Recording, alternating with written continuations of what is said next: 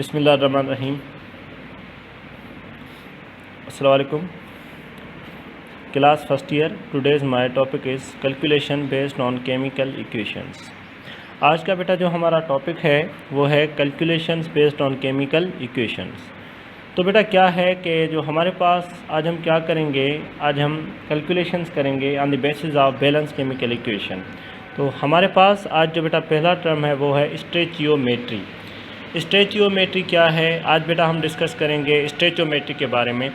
The study of the relationships between the amounts of the reactants and the products in chemical reactions as given by chemical equations is called stoichiometry। बेटा stoichiometry क्या है? The study of the relationships. जो हम क्या करते हैं, study करते हैं रिलेशनशिप्स की। किसका relation? Amount of reactants and products in chemical reactions. हम क्या बेटा, हमारे पास जो कोई भी केमिकल इक्वेशन है उसमें जो हमें जो अमाउंट जो गिवन होता है किसका, रिएक्टेंट का या प्रोडक्ट का, उसके बारे में जो स्टडी की जाती है उसे क्या कहा जाता है? स्टोइचियोमेट्री कहा जाता है।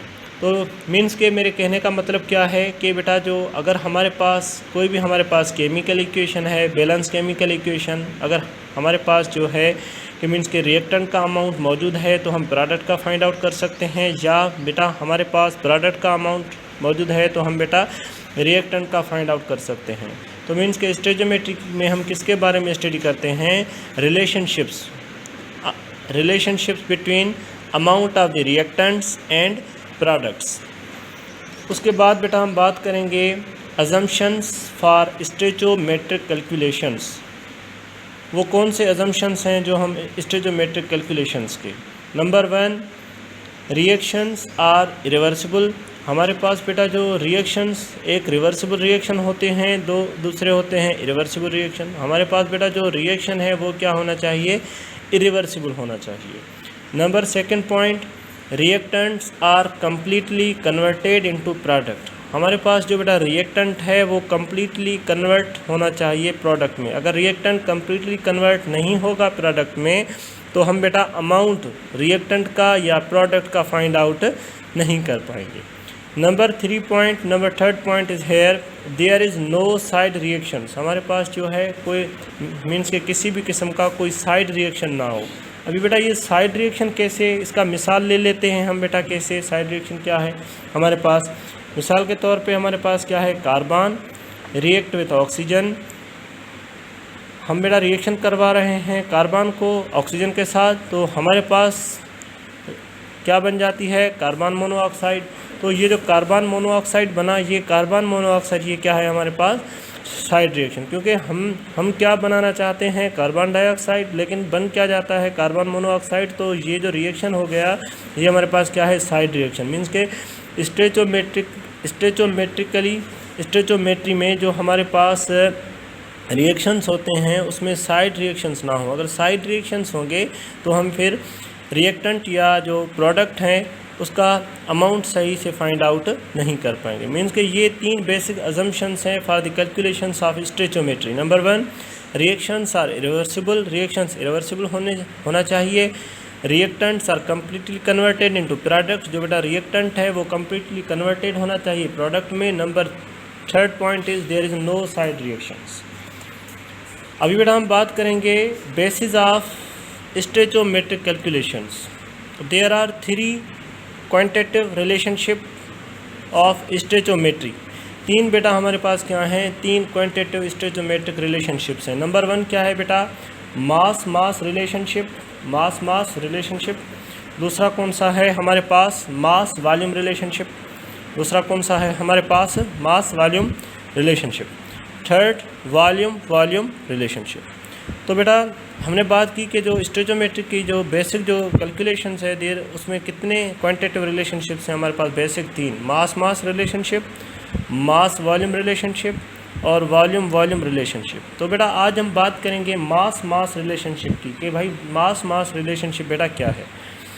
Mass relationship, the unknown mass of reactant और product can be calculated if mass of any one of these is given. अभी बेटा क्या है कि हम अननोन मासेस फाइंड आउट कर सकते हैं, किसके बेटा, रिएक्टेंट के या प्रोडक्ट के, can be calculated if mass of any one of these is given. अगर हमारे पास हमें बेटा रिएक्टेंट का मास गिवन है तो हम बेटा प्रोडक्ट का मास फाइंड आउट कर सकते हैं, या अगर प्रोडक्ट का मास गिवन है तो हम रिएक्टेंट का मास फाइंड आउट कर सकते हैं। वो बेटा हम कैसे फाइंड आउट करेंगे, अभी हम वर्कआउट करेंगे मास मास रिलेशनशिप का एक वर्क एग्जाम्पल ले लेते हैं। हम देखें कि हम कैसे फाइंड आउट करते हैं रिएक्टेंट का मास या बेटा प्रोडक्ट का मास।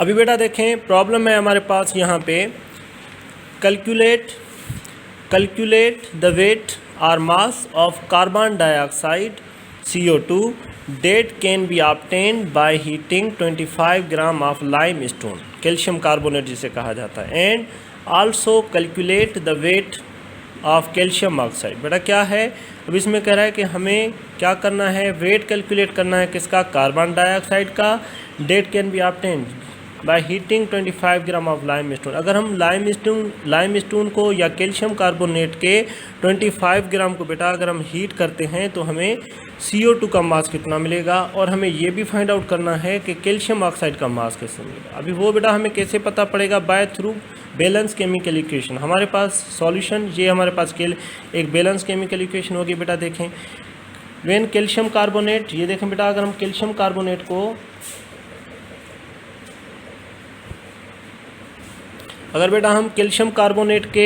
कैल्शियम कार्बोनेट को हीट करेंगे इसके 100 ग्राम, ये देखें तो हमें कैल्शियम ऑक्साइड और क्या मिलेगा, कार्बन डाइऑक्साइड। अभी देखें बेटा ये 100 कैसे आया, बेटा कैल्शियम का मास कितना है 40, कार्बन 12 प्लस 48, ऑक्सीजन का 16 मल्टीप्लाई 3 कितना हो जाएगा 48 प्लस 12 60 प्लस 40 100 ग्राम। कैल्शियम का बेटा कितना है मास 40, ऑक्सीजन का कितना है 16, 40 प्लस 16 कितने हो गए 56 ग्राम। अभी देखें कार्बन डाइऑक्साइड, कार्बन का कितना है 12, ऑक्सीजन का 16 मल्टीप्लाई 232 प्लस 12 कितना हो गया 44। अभी देखें बेटा अभी यहाँ पे क्या है कि इसका 1 मोल से हमें इसका 1 मोल मिल रहा है और इसका भी 1 मोल। अभी इसके हम 100 ग्राम को बेटा क्या कर रहे हैं, अगर कैल्शियम कार्बोनेट के 100 ग्राम को हीट करते हैं तो हमें कैल्शियम ऑक्साइड 56 ग्राम मिलता है और कार्बन डाइऑक्साइड बेटा कितना मिलता है 44 ग्राम। अभी कहने का मतलब क्या है कि ये इस प्रॉब्लम में कह रहा है कि भाई अगर हम इसके 25 ग्राम कैल्शियम कार्बोनेट के 25 ग्राम को हीट किया जाए तो हमारे पास कैल्शियम ऑक्साइड का मास कितना मिलेगा और कार्बन डाइऑक्साइड का मास। अभी देखें बेटा 100, अभी इस रिलेशनशिप में से हम बताएंगे, पहले मैं CO2 का मास फाइंड आउट करूंगा, उसके बाद बेटा Ca कैल्शियम ऑक्साइड का। अभी देखें कि 100 gram of calcium carbonate yield 44 gram of CO2। अगर हम 100 ग्राम कैल्शियम कार्बोनेट को हीट करते हैं तो हमें कार्बन डाइऑक्साइड कितना मिलता है 44 ग्राम। ऐसे ही बेटा अगर हम इसके 1 ग्राम को 1 gram of calcium carbonate yields 44/100 gram of CO2। अगर इसके 1 ग्राम को हीट करें तो हमें कैल्शियम कार्बोनेट कितना मिलेगा 44। ये यहाँ पे क्या कर रहा है मल्टीप्लाई, यहाँ पे क्या करेगा डिवाइड। तो हमें बेटा फाइंड आउट किस में करना है 25 ग्राम में, तो मैं यहाँ पे क्या लिखूँगा 25 ग्राम ऑफ CaCO3 यील्ड्स।